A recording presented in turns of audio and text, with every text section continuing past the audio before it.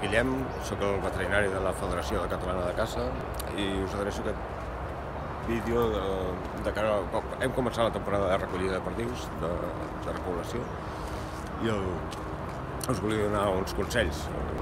El primer consell és important, és el vehicle de transport en el que porteu les perdius.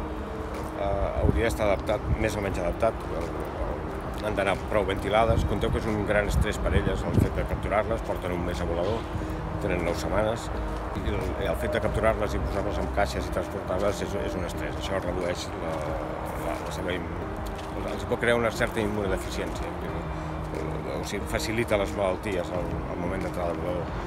No hauríeu de començar-lo a donar fins cap d'una setmana a tenir-les a volador, perquè les perdius surten sanes, llavors si els donem un medicament no té sentit si no estan malaltes.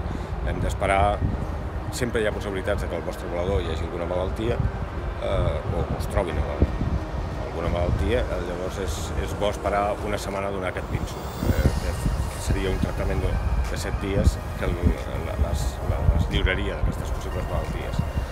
Abans de l'arribada de les perdius ha d'estar desinfectat i net.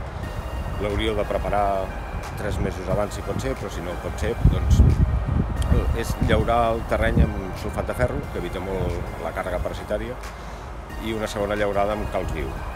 Això redueix bastant la càrrega de les possibles malalties. Tots els estris s'haurien de desinfectar. El millor desinfectant actualment és antic, però és el lleixiu. És un desinfectant clàssic que tots podeu trobar i que és prou bo. L'únic problema que té és que en matèria orgànica es desactiva una mica. Llavors, senzillament en poseu més. Sí que és important que quan tingueu el manteniment de les perdius el faci la mateixa persona i aquesta persona tingui un calçat, és senzill, un calçat exclusiu per a aquest volador. Això redueix molt les possibilitats d'infecció. Compteu que, per exemple, la cocció de les gallines és molt agressiva amb les perdius. Si vosaltres teniu un calçat només per a aquests voladors, eviteu traslladar aquest paràsit a les perdius i les defenseu molt. Amb aquestes perdius teniu dues possibilitats, la del volador i la de la gàbia d'aclimatació. Jo considero millor la gàbia d'aclimatació perquè és més senzill.